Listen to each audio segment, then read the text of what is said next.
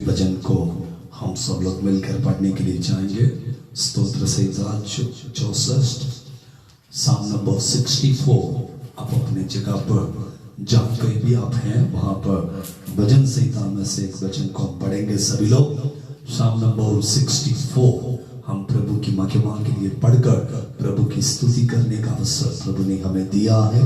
तो आइए हम सब लोग मिलकर इस वचन को पढ़कर प्रभु की स्तुति करेंगे। मैं एक वचन को पढ़ूंगा, एक वचन को, उसके बाद आप लोग भी पढ़े, बारी बारी से पढ़कर प्रभु की स्तुति करेंगे। स्तोत्र संहिता 64 मराठी ज्यांच्याकडे आहे त्यांनी मराठीमध्ये, इंग्रजी ज्यांच्याकडे आहे त्यांनी इंग्रजीमध्ये, हिंदी, तेलुगु, तमिल, व्हाटएवर लैंग्वेजेस जो भी आपके पास है, आप अपने पवित्र शास्त्र को खोलें और प्रभु की महिमा करें। ऐसे हम आपसे विनती करते हैं। भजन 64। हे परमेश्वर, जब मैं तेरी दोहाई दूं तब मेरी सुन। शत्रु के उपजाए हुए भय के समय मेरे प्राण की रक्षा कर। कुकर्मियों की गोष्ठी से और अनर्थकारियों के हुल्लड़ से मेरी आड़ हो। उन्होंने अपने जीभ को तलवार के समान तेज किया है और अपने कड़वे वचनों के तीरों को चलाया है, ताकि छिपकर खरे मनुष्य को मारे। वे निडर होकर उसको अचानक मारते भी है।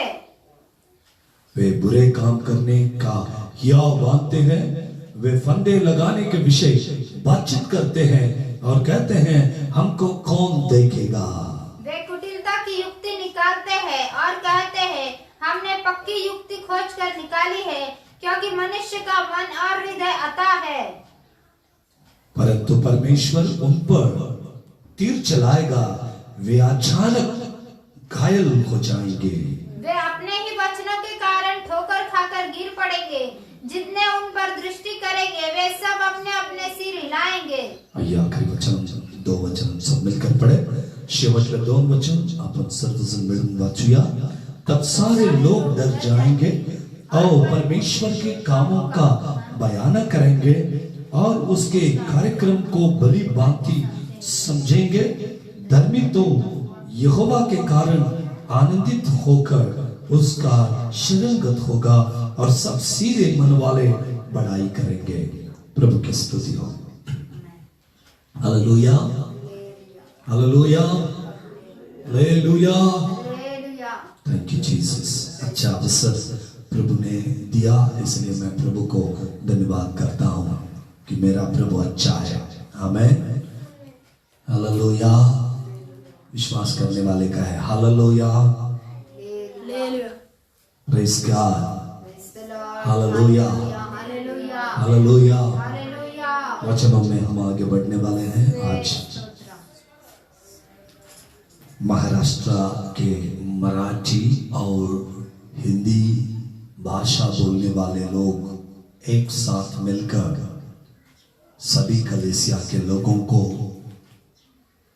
सभी लैंग्वेजेस के लोगों को एक साथ प्रभु का वचन बांटने का सुनहरा अवसर प्रभु ने दिया। इसलिए मैं प्रभु का धन्यवाद करता हूं। प्रभु भला है, प्रभु अच्छा है। आमीन। Praise the Lord, praise the Lord, hallelujah, hallelujah. मुझे लाइव में देखने वाले लोग नीचे आमीन टाइप करें। आमीन।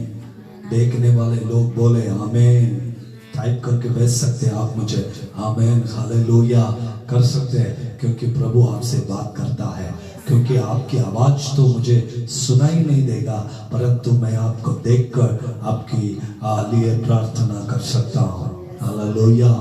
प्रभु भला है प्रियो, प्रभु भला है। वचन कहती है, मैं आज एक शास्त्र भाग को पढ़कर प्रभु की महिमा करना चाहता हूँ, जो दूसरी राजाओं की किताब उसकी 5वीं अध्याय में, 2 किंग्स चैप्टर 5, दूसरी राजाओं की किताब उसकी 5वीं अध्याय का पहले वचन से लेकर कुछ बातों को आज हम स्मरण में लाएंगे। पढ़िए। आराम के राजा का नामान नामक सेनापति एक आराम के देश में, आरामियों का देश, आरामियों का देश में नामान नामक एक कोढ़ी, नामान नामक एक कोढ़ी वो रहता था। वो सेनापति था उस देश का।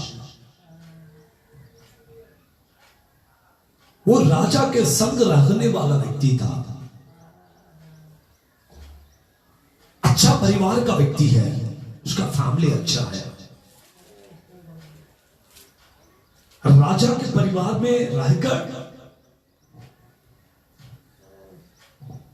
राज सिंहासन को संभालते संभालते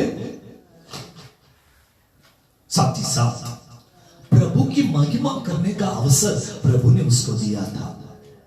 कितना सौभाग्य का विषय है ये, कितना अनोखा विषय है ये। एक दिन ऐसा हुआ कि उसको एक महारोग लगा हुआ था, कुष्ठ रोग।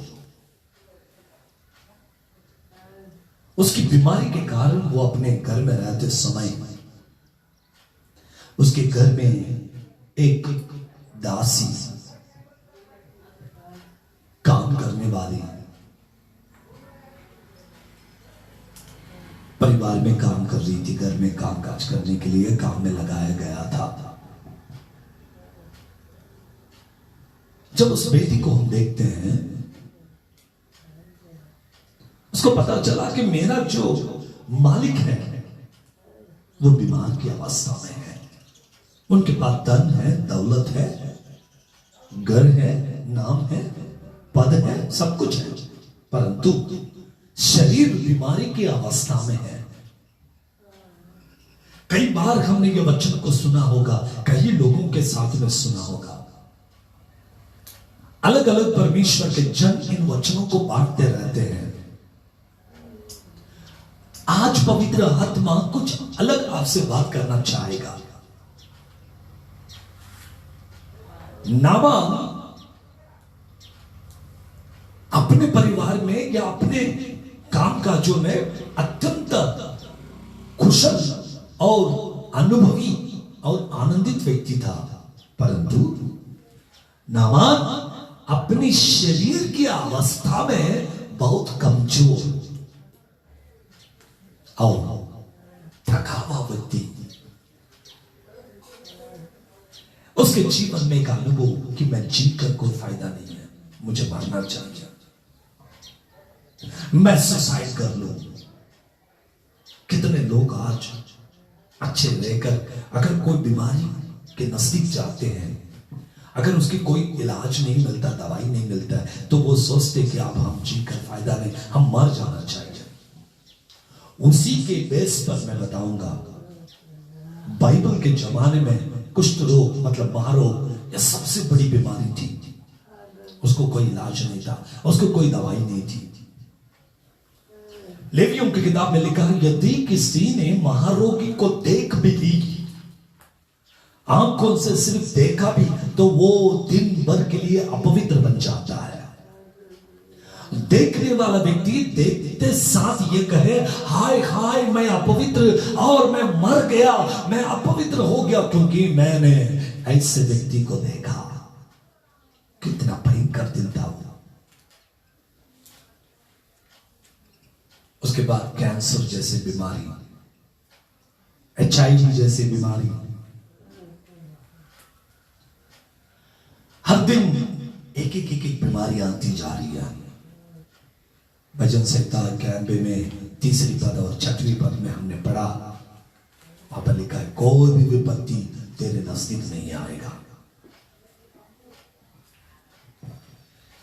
कुछ दिन पहले मैंने किसी व्यक्ति से कहा, भाई ये कोरोना वायरस आया, थोड़ा संभाल के रहना। नहीं पास्टर साहब, हमको नहीं आएगा, हमको नहीं आएगा। आपका विश्वास मजबूत है तो मेरा कुछ कहना नहीं है, और प्रभु के लिए कोई बात असंभव भी नहीं है।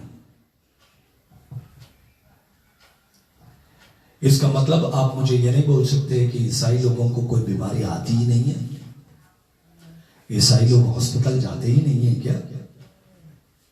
इस भ्रम में ना रहे। सुबह से लेकर शाम तक बीपी की गोली, डायबिटीज की गोली खाते रहते हैं ईसाई लोग, और मुंह से कहते हैं कि हमको कोई बीमारी नहीं आएगी। गलत बातों को साथ देना और गलत के साथ जीना, यह भी गलत है।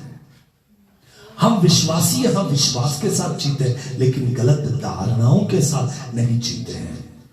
कितने सेवकों को मैं पैरालिसिस में देखा, कितने सेवकों को मैं कैंसर की बीमारी में देखा, कितने लोगों को भयंकर भयंकर बीमारियों के साथ में जकड़े हुए स्थिति में मैं देखता हूं। इसका कारण क्या है? दाऊद कहता है, जैसे एक मनुष्य में से मनुष्य गिरेगा और एक मनुष्य मरता है, वैसे तू भी मरेगा। हमारे लिए भी सेम ऑर्डर है, लेकिन हमारे पास आशा है, हमारे पास विश्वास है, हमारे पास यीशु का लहू है, साथ ही साथ हमारे पास पवित्र आत्मा परमेश्वर है। इसलिए हम हियाव के साथ कह सकते हैं, कोई विपत्ति मेरे पास नहीं आएगा। संभाल के रहना भी हमारा काम है, संभाल के जीना भी हमारा फर्ज है। कोरोना वायरस पूरा फैला हुआ दिन है ये। मैं नामान कोड़ी के बारे में बात करते करते यहां तक पहुंच चुका हूं। जब भय मनुष्य को अंदर से पकड़ लेती है ना, वो उसे निचोड़ देती है। जैसे गन्ने के रस निकालने वाले मशीन में जब डाला जाता है तो उसके सारा रस निकाला जाता है और वो पूरा पी जाता है, निचोड़ा जाता है। उसमें कोई सार नहीं होता, उसमें कोई बल नहीं होता। वैसे मनुष्य का जीवन हो जाता। ये व्यक्ति इतना बड़ा व्यक्ति है, लेकिन बीमारी की अवस्था जब आई ना तो निचोड़ा गया।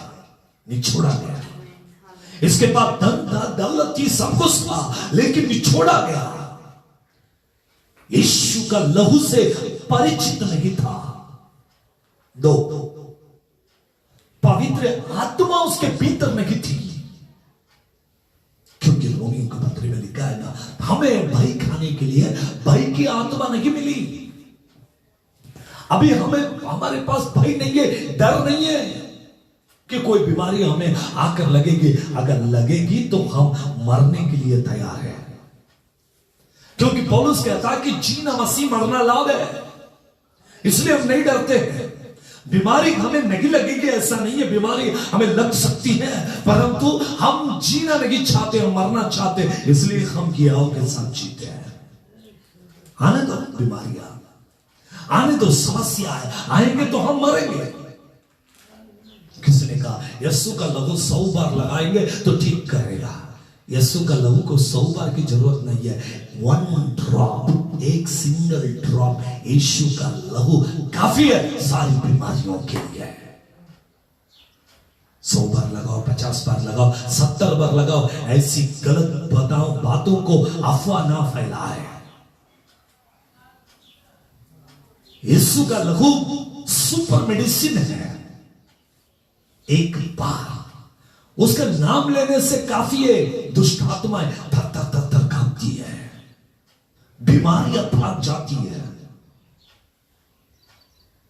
इसका मतलब यह नहीं कि हमारे ऊपर बीमारी नहीं आएगी, इसका मतलब यह नहीं है कि हम लोग मरेंगे नहीं, कि हम गिरेंगे नहीं, ऐसी बात नहीं है।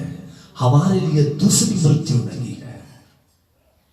मेरे प्रिय भाई और बहनों, डरने की आवश्यकता नहीं है आज का दिन, परंतु प्रभु की महिमा में जीने का समय है। छोटी लड़की ने देखी कि इस व्यक्ति के पास में अच्छा पोस्ट है, नाम है, पैसा है, धन है, दौलत है, घर है, बीवी है, सब कुछ है, सुकून नहीं है, शांति नहीं है, टेंशन में।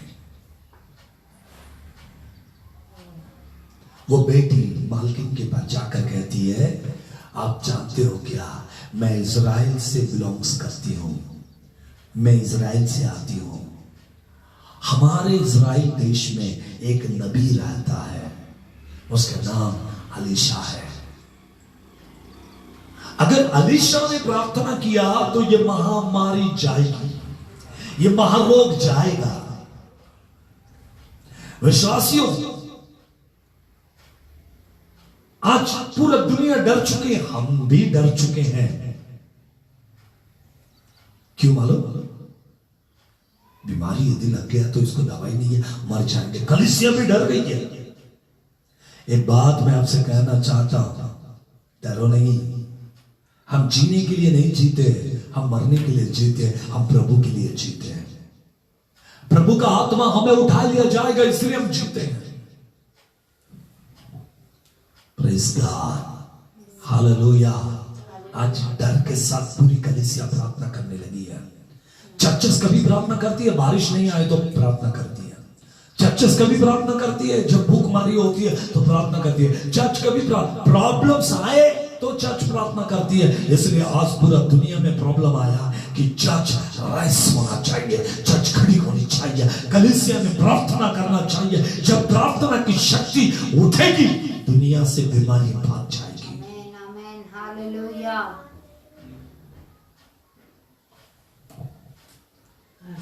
Praise God.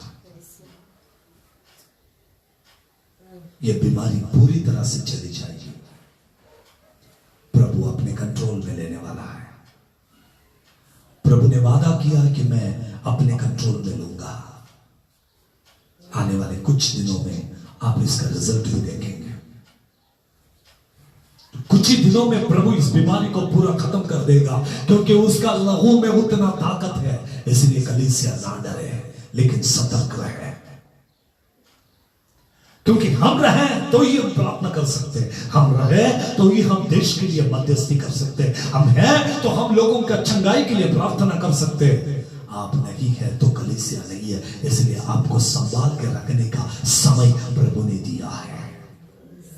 आमीन, प्रेज़ द लॉर्ड। कुछ दिन पहले कुछ लोगों ने मुझसे कहा हम नहीं डरेंगे, हम सरकार से भी नहीं डरेंगे। उन दिनों में दानियल को प्रार्थना करने के लिए मना किया, फिर भी दानियल ने डरा नहीं, दानियल ने प्रार्थना किया और दानियल को सियों के बोन में डाल दिया गया। हम भी मरने को तैयार हैं, लेकिन हम चर्च क्लोज नहीं करेंगे। अधिकारी के अधीन में रहो मेरे भाइयों। सरकार ने यह नहीं कहा कि तुम प्रार्थना मत करो, सरकार ने यह कहा कि एक साथ लोगों को लाने में वो बीमारी फैल ना जाए, इसलिए सरकार ने कहा कुछ बातों को समझ के आगे बढ़ने की कोशिश कीजिएगा। हर बात में विरोध करने से अच्छा है सर झुकाकर प्रभु की महिमा करें। मैं यही अपनी कलीसिया को सिखाना चाहता हूं। अपनी भक्ति प्रभु की महिमा के लिए इस्तेमाल किया जाए, आपकी आराधना प्रभु को ऊंचाने के लिए किया जाए, किसी के वाद विवाद के लिए, किसी से झगड़े रगड़े करने के लिए नहीं। हमारा देश का उन्नति हो, हमारा देश बच जाए। Praise the Lord, hallelujah. Naaman कोड़ी के घर में काम करने वाली लड़की ने नबी का परिचय करवाई। एक छोटी लड़की नबी का परिचय करवाई।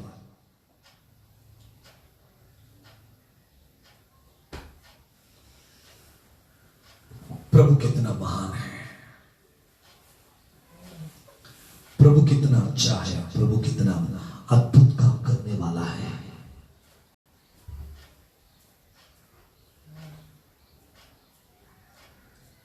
उसके अद्भुत काम बहुत अलग है, बहुत अलग है। क्या आज आप किसी को प्रभु का परिचय करा के देना चाहते हैं? ये महामारी में, इस विपत्ति के दिन, क्या आप कभी प्रभु को परिचय करा के देंगे लोगों को? बीमारी आने दो, यस्सु का लहू तैयार है। श्राप आने दो, यस्सु का लहू तैयार है। समस्याएं कितने भी आने दो, यस्सु का लहू तैयार है। डरना नहीं, हम मरने के लिए जीते हैं। दूसरी बात मैंने कहा, कि हम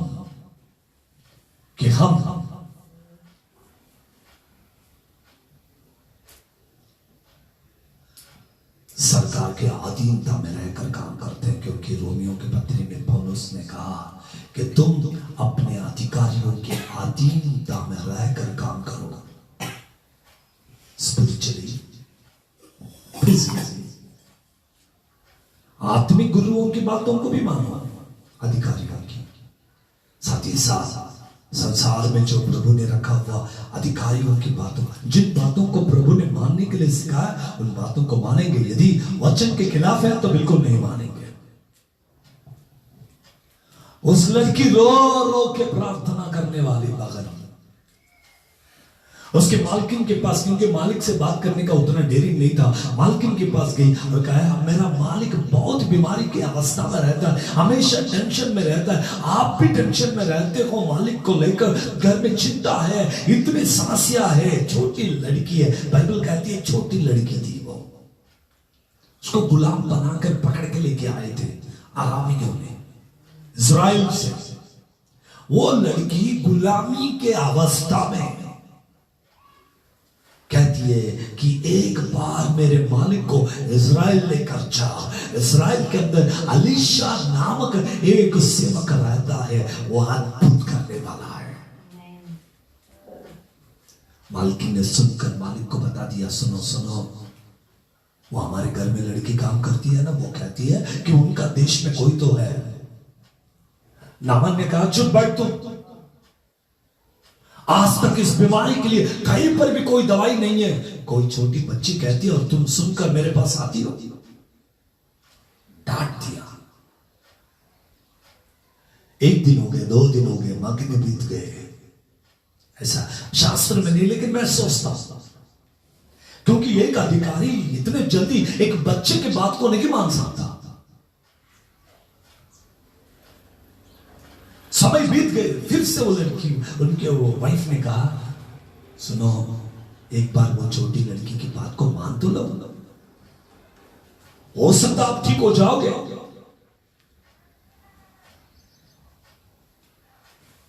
मान लिया। इस्राएल को चला गया, राजा के पास पहुंच गया और राजा से कहता है राजा,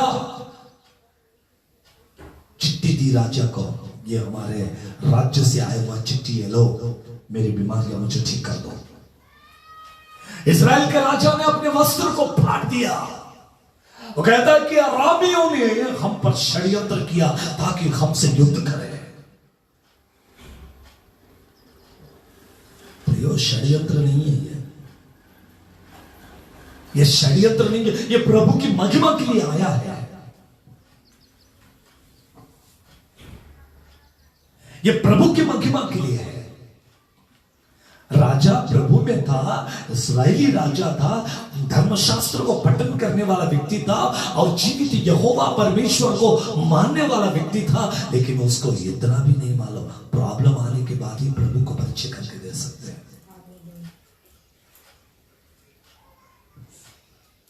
एक दिन एक अंधा व्यक्ति को यीशु के पास लेकर आए। सब लोग वहां पर थे, एक अंधे को लेकर आए। वो अंधा खड़ा हो गया। लोगों ने पूछा प्रभु जी, एक अंधा आया है, देखो इसको, अंधे को दृष्टि का दान देना है। उसने कहा ठीक है, ठीक है, लेकर आओ मेरे पास। लेकर आए, खड़ा किया और पूछते हैं गुरु जी, ये व्यक्ति अंधा होने का कारण इसका मां पिताजी ने कोई पाप किया, या उसके रिलेटिव ने कोई पाप किया, या उसके वंश के कोई पाप है, किसी ने कोई पाप किया होगा, वो वंश का पीढ़ी उसको पीड़ा करते हुए ये व्यक्ति अंधा पैदा हो गया। यीशु ने कहा बिल्कुल नहीं,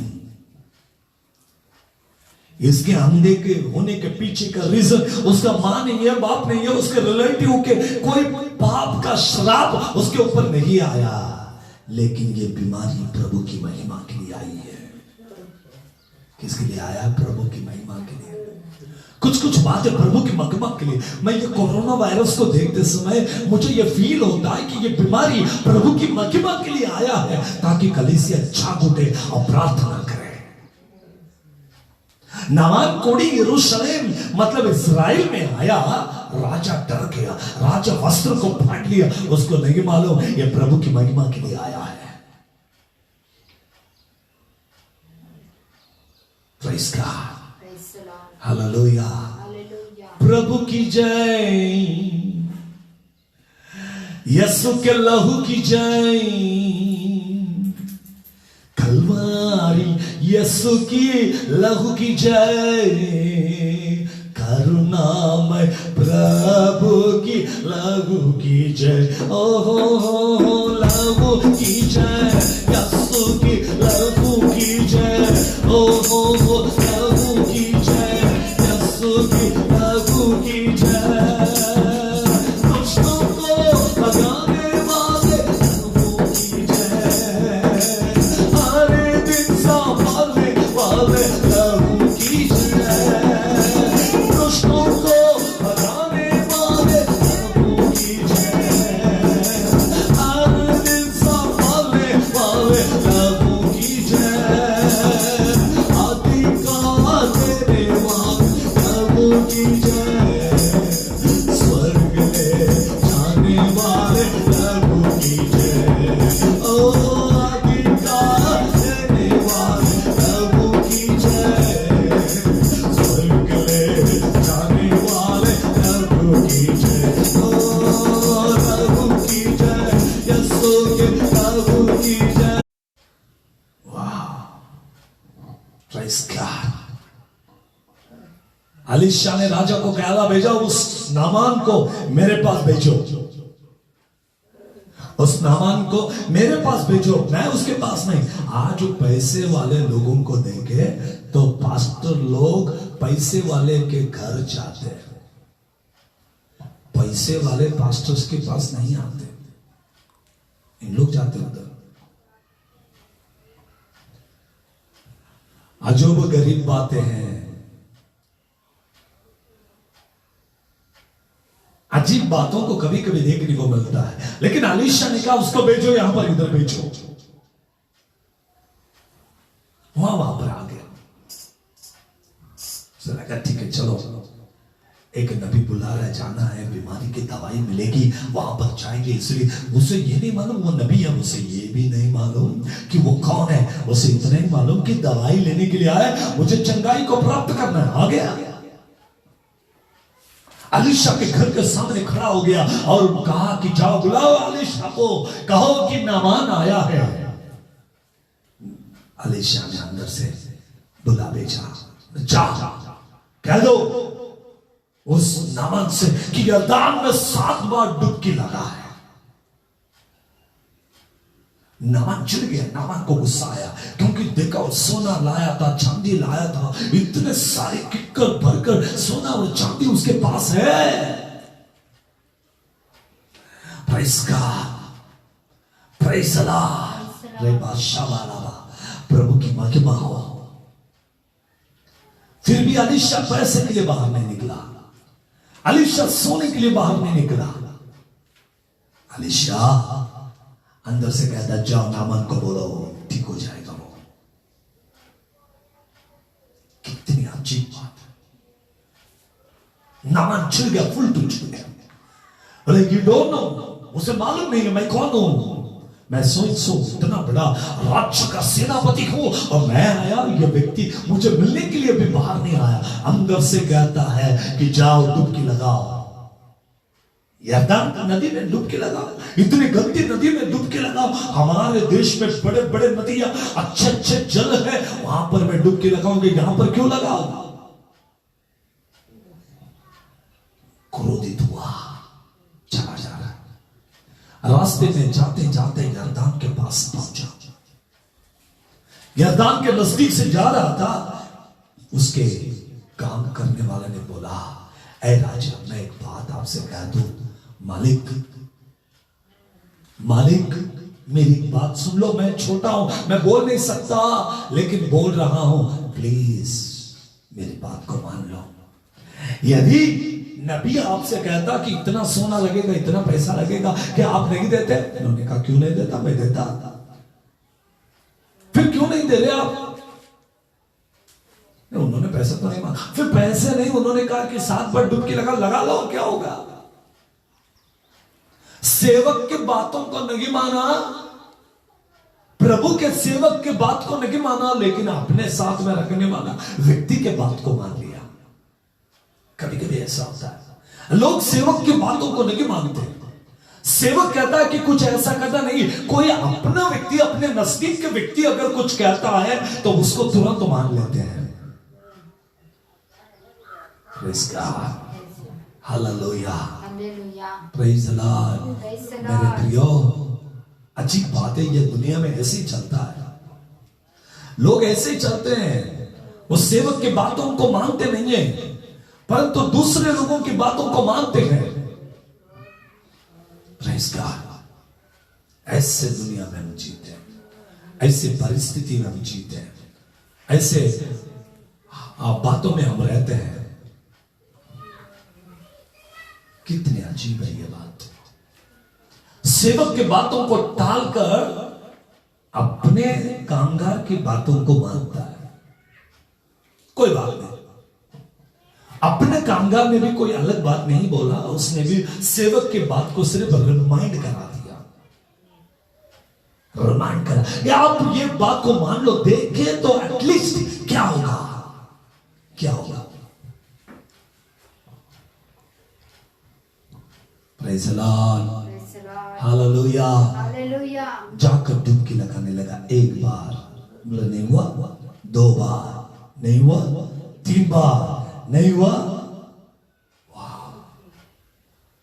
चिढ़ गया वो अपने सेवक के ऊपर। मैंने तुझसे कहा था मैं गंदे पानी में नहीं उतरूंगा, तूने मुझे उतरने देखा, 5 बार हो गया फिर भी ठीक नहीं हुआ। वहां से वो कहता है, मालिक अब 2 ही बार रह गया, कम ऑन, एक बार ट्राई मार लो। नहीं, 5 हो गया, अभी मैं नहीं करता हूं। मार लो मालिक। 6वीं बार कुछ नहीं हुआ। 7वीं बार डुबकी मार कर बाहर निकलते तो लिखा वचन में, बालक समान त्वचा बन गया। छोटे लड़के का सा हो गया।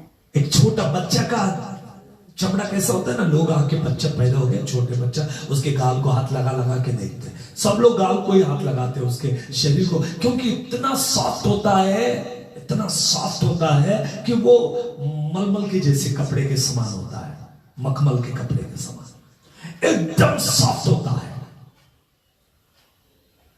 इस व्यक्ति का भी शरीर एक मखमल के जैसा हो गया। प्रभु के बात को मानोगे तो सब कुछ होगा। बीमारी बड़ी थी, उपाय छोटा था।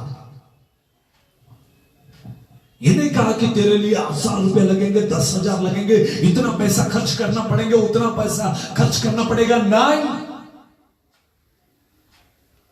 प्रभु के सेवक की बातों को मानोगे तो तुम चंगाई को प्राप्त करोगे। आज की कलीसिया को भी यही जरूरत है, आज के अधिकारियों को भी यही जरूरत है। कुछ कुछ कलीसिया में अधिकारी लोग प्रभु के सेवक से भी बढ़कर बन जाते हैं, उनका पोस्ट चर्च में लेकर आ जाते हैं, इसके लिए चर्च का नाश होता है। प्रभु के बातों को मानना, उसके साथ में चलना ही चंगाई का कारण है। यशाया में लिखा, उसके मार खाने से हम चंगाई को प्राप्त करते हैं। और कहता है बाइबल कि मैं अपने वचन को बेचकर लोगों को चंगा करूंगा। तीसरी बात लिखा है कि आराधना में चंगाई है। चौथी बात लिखा है कि यीशु के नाम में चंगाई है। 5वीं बात है उसके लहू में चंगाई है। फिर एक बात दोहराऊंगा, पहली चंगाई उसके मार खाने से हम चंगे होते हैं, उसके मार खाने से हम चंगे होते हैं। दूसरी बात उसने कहा, मैं अपने वचन को बेचकर लोगों को चंगा करता हूं। तीसरी बात, यीशु के नाम में चंगाई है, उसके लहू में चंगाई है। Praise God. Praise the Lord. अभिषेक के द्वारा चंगाई है। कितने बातें बाइबल में लिखा है। आराधना में चंगाई है। इन बातों को समझ लीजिए। चंगाई 5 प्रकार से कहा मैंने, 5 प्रकार की चंगाई। खाने से, वचन को बेचकर, उसके नाम में चंगाई, आराधना में चंगाई, यीशु के लहू में चंगाई। आज की ये बीमारी की अवस्था में डरे हुए लोगों से कहता हूं 5 प्रकार से परमेश्वर अपने लोगों को चंगाई करता। परंतु नामान कोड़ी को सिर्फ बात मानने से चंगाई मिलेगी। वो पानी में कुछ नहीं था, नदी में कुछ नहीं था, डुबकी लगाने से ठीक हुआ, नहीं, उससे कुछ नहीं हुआ। आज लोग कहते हैं तेल लगाने से ठीक हुआ, पानी पीने से ठीक हुआ। ठीक है, वो अभिषेक से प्रार्थना करके दिया हुआ तेल होगा का पानी होगा, उस बात के बारे में मैं नहीं बोलता, लेकिन ये कहता हूं जो प्रभु के सेवक के बातों को मानेगा प्रभु उसको चंगा करेगा। आमीन, हालेलुया।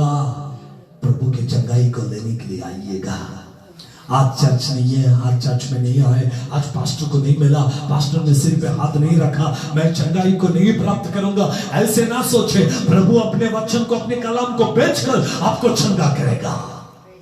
प्रभु के नाम से आप चंगाई को प्राप्त करोगे, उसकी आराधना में चंगाई को प्राप्त करोगे, उसके मार खाने से आप चंगाई को प्राप्त करोगे। चंगाई, चंगाई, चंगाई। यीशु के नाम में आज वचन को सुनने वाले हर एक व्यक्ति चंगाई को प्राप्त करे।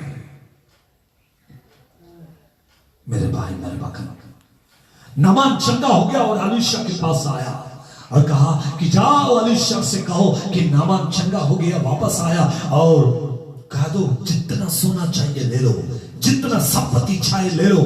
अलीशा ने कहा जो तेरे पास है उसको लेकर निकल जा, मुझे कुछ भी नहीं चाहिए। प्रभु का सेवक चंगाई को बेचने वाला नहीं, पवित्र आत्मा को बेचने वाला नहीं, अभिषेक को बेचने वाला नहीं। प्रभु का सेवक को कोई खरीद नहीं सकता। प्रभु का सेवक केवल प्रभु का ही सेवक होता है, जिसको प्रभु ने मोल लिया, प्रभु ने अलग किया। आमीन। इतना अच्छा मौका प्रभु ने आज हमें दिया है। प्रियो, चंगाई की ओर आज हम आए हैं। नामान चंगा हो गया, लौट के चला गया। नामान ने अलीशा का फेस भी नहीं देखा, बिना देखे हुए चंगाई को पा लिया। आज कुछ लोग पास्टर ही चाहिए, पास्टर ही चाहिए, पास्टर ही चाहिए, और पास्टर्स भी अपने ही नाम के गुण गाते रहते हैं। फेसबुक में हो, व्हाट्सएप में हो, या टीवी प्रोग्राम में हो, कहीं पर देखो इनका ही बड़ा एडवर्टाइजमेंट होता है। कन्वेंशन रखने वाले भी यही है, और वहां पर लिखेंगे कि गेस्ट स्पीकर। आपने ऑर्गेनाइजर हो, आप भी गेस्ट स्पीकर हो गया क्या? क्या करते हैं मालूम नहीं दुनिया आज। अपने आप को ऊंचाने के लिए ऐसे काम कर कर प्रभु के नाम को डाउन डाउन डाउन कर कर यह श्राप हमारे दुनिया पर आ चुका है। इस संसार में विपत्ति आई है ताकि लोग प्रभु के वचन के खिलाफ काम करना आरंभ कर दिया। कलीसिया नहीं, बिजनेस सेंटर्स बनाए हुए लोगों ने, व्यापार का गृह बना दिया उन्होंने। सब अपने अपने बिजनेस के लिए चर्च चलाते हैं, सब अपने अपने घर चलने के लिए चर्च को चलाते हैं, दशांश ठीक आने के लिए लोगों को बढ़ाते हैं, लेकिन कभी यह नहीं सोचते कि प्रभु का राज्य के लिए हम क्या करें। 10 मील चलकर जाकर प्रभु के वचन को प्रकट करने के लिए नहीं जाएंगे। मैं सेवा को जाऊंगा तो मुझे कितना पैसा मिलेगा। हम पैसे के लिए सेवा नहीं करते, हम यीशु के लिए सेवा करते हैं। ये बात को सोचें। कई दिन ऐसे भी है मेरे जीवन में कि मैं खाली हाथ लौट आया, मैं अपने पैसे से सेवा के लिए गया, मैं अपने पैसे से लौट के आया। सामने वाले चाहे मुझे कुछ दे या ना दे, इसके लिए मैंने कभी सेवा नहीं किया। मैं प्रभु की तरफ देखने लगा। 18 साल हुआ मैं पिपरी में, पुणे में 18 साल से सेवा कर रहा हूं, कभी पैसे के पीछे नहीं दौड़ा, इसलिए प्रभु ने मुझे खड़ा किया है। इसलिए प्रभु मुझे अगुवाई करता, प्रभु मुझे चलाता है। मैं आपसे भी कहना चाहता हूं, दुनिया के पीछे ना दौड़ो, दुनिया के पीछे भागो मत, यीशु की तरफ देखो, यीशु की तरफ देखो। यीशु तुमसे प्यार करता, यीशु तुमसे प्यार करता। मेरे भाई मेरे बहन, प्रभु का आत्मा आपसे प्यार करता। चंगाई को नामान ने प्रकट ले लिया, एक छोटी लड़की के द्वारा सुसमाचार मिला। आज भी कोरोना वायरस से लोग डरे हुए, आपकी जिम्मेदारी है, कहो यीशु चंगाई 5 प्रकार से देता है। सतर्क रहे, जागते रहे। यीशु ने कहा, सांप के जैसे चतुर बनो, कबूतर के जैसे निष्कलंक बनो। मूर्खहीन व्यक्ति के जैसे बातें नहीं करना, बुद्धिमान लोगों के जैसे आगे चलना। पवित्र आत्मा के 9 दानों में से पहला दान है बुद्धि, दूसरा दान है ज्ञान। आज इनको पवित्र आत्मा प्राप्त कर लेते हैं तो डायरेक्टली पवित्र अन्य भाषा आ जाएगा और चंगाई का दान आ जाएगा। तीसरा दान ही नहीं मालूम इनको। लेकिन बाइबल कहती है फर्स्ट गिफ्ट है विजडम, सेकंड गिफ्ट है नॉलेज। यह प्रभु देने वाला पहला गिफ्ट है। समझ लीजिए, बुद्धिमान व्यक्ति के समान हमें दुनिया में जीना है। इसलिए प्रभु ने हमें इस दुनिया में रखा। जागते हुए प्रार्थना करते रहे, जागते हुए प्रभु के राज्य के लिए बढ़ते रहे। प्रभु हम सबको आशीष देने वाला, कलीसिया के हर व्यक्ति को आशीष देने वाला यहां आना चाहे। मैं आपके लिए प्रार्थना करने वाला हूं, मैं आपके परिवार के लिए प्रार्थना करने वाला हूं, मैं आपके बच्चों के लिए प्रार्थना करने वाला हूं। मुझे सुनने वाले प्रभु की महिमा के लिए अपने जीवन को अर्पित कर दो। सेवक को देखने के लिए आए होंगे, देखना इंपॉर्टेंट नहीं, सेवक के बातों को सुनना चाहिए। सुनोगे तो चंगाई को पाओगे, सुनोगे तो आशीषित हो जाओगे, सुनोगे तो जीवन में सफल होगे। नहीं सुनोगे तो कुछ नहीं होगा। इसलिए सुनना सीखो। बाइबल कहती है सुनने के लिए समीप जाना मूर्ख के बलिदान चढ़ाने से भी उत्तम है। इसलिए सुनने के लिए समीप जाइए। याकूब के ग्रंथ में लिखा, हम लोग केवल सुनने वाले नहीं, हम वचन के अनुसार चलने वाले लोग हैं। कलीसिया से मेरा कहना है, प्रभु में आगे बढ़ना सीखो, प्रभु में आगे चलना सीखो। हमें हमारे परिवार को प्रभु आशीष देगा, उसकी महिमा के लिए प्रभु खड़ा करेगा और ले चलेगा। उसके राज्य की महिमा के लिए हमें इस्तेमाल भी करेगा।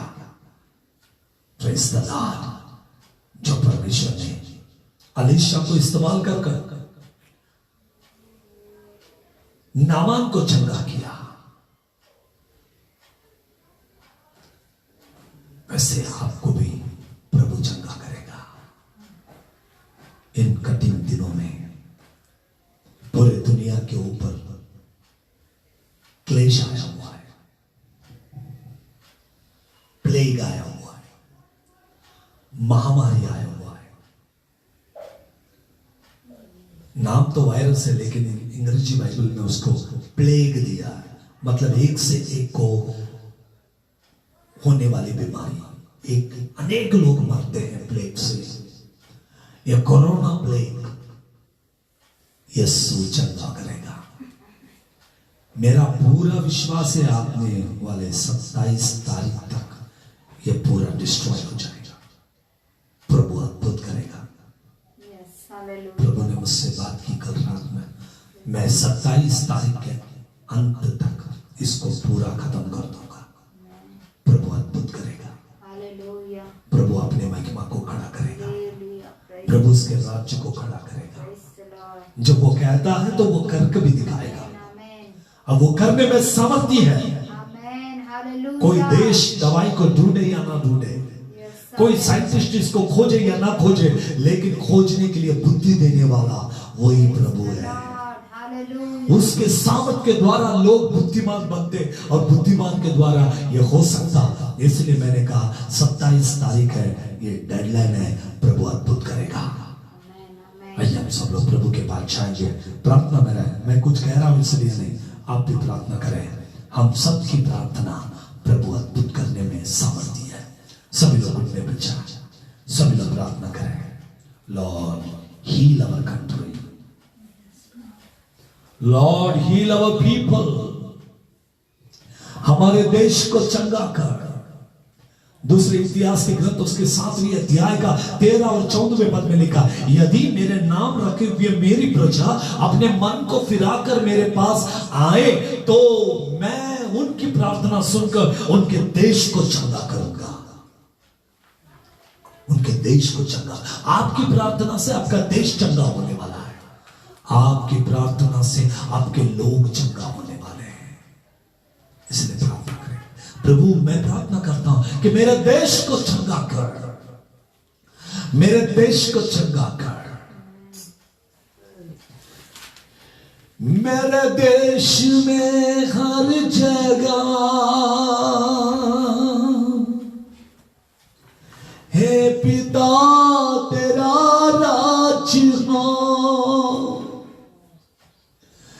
मेरे देश में हर जगह हे पिता तेरा राज हो। ना गरीबी हो,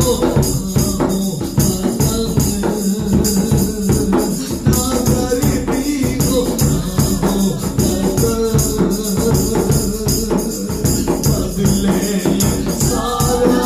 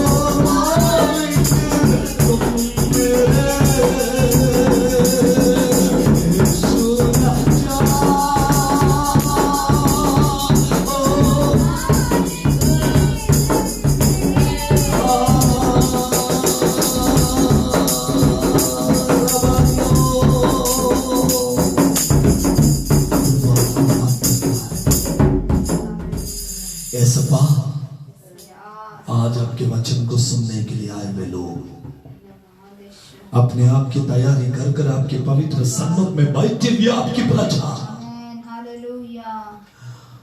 आज हमारे देश में कर्फ्यू लगा हुआ है कि लोग बाहर ना निकले। खुदावन पगली कलीसिया ऐसी थी जो घर घर में प्रार्थना करते थे। हम पगली कलीसिया को याद कर कर आज प्रार्थना करते हैं, तो आप पगली कलीसिया की महिमा से बढ़कर आज की कलीसिया की महिमा को बढ़ा दे। लोगों को छू ले लोगों को छू ले पवित्र आत्मा, लोगों को छू ले पवित्र आत्मा। उनके दुखों को, तकलीफ को, वेदनाओं को निकाल दे, उनके समस्याओं को हटा दे, उनके वेदनाओं को हटा दे, उनकी परिस्थितियों को दूर कर चंगाई दे पिता, चंगाई आपकी महिमा हो। आदर आपको करते हैं, सम्मान आपको करते हैं। छोटे बच्चे से लेकर बड़े तक सबको आशीषित कर। आज वचन को सुने हुए हर एक हृदय में काम करो। आज आराधना में बैठे हुए हर एक व्यक्ति चंगाई को प्राप्त करे। आज सबके घरों में आपकी शांति आए, आपकी समाधान आए, आपकी बरकत आए। हालेलुया। सभी लोग आपकी महिमा करने पाए। धन्यवाद प्रभु। छू लेंगे व्यक्ति को, ए शैतान की आत्मा दूर हो यीशु के नाम में। ए वायरस की आत्मा दूर हो यीशु के नाम में। सारी कर्मी, मंत्र, तंत्र, जादू टोने की आत्मा यीशु के नाम में मैं तुझे बांधता हूं। रुक, निकल यीशु के नाम में, निकल।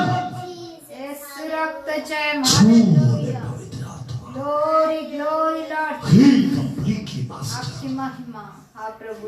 आपके पराक्रम के काम होने दे चंगाई दे पिता आपके चंगाई के काम होने दे आप पूरी कलीसिया को आपके हाथों में देते हैं। विश्व भर में इस प्रार्थनाओं के साथ में जुड़े हुए तमाम लोगों को तो अपने हाथों में ले। आपकी महिमा हमारे प्रार्थना को सुना, हमारे बीच में उपस्थित हुआ, हमें अगुवाई किया, हमें चलाया, इसलिए धन्यवाद देकर मसीह यीशु के पवित्र और जलाले नाम से मांगते हैं, आमीन। Thank you Jesus, thank you Jesus, thank you Jesus, thank you Jesus, hallelujah, hallelujah, hallelujah, hallelujah.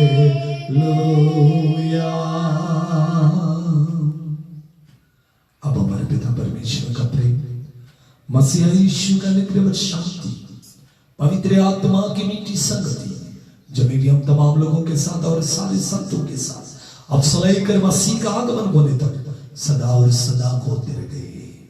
आमीन और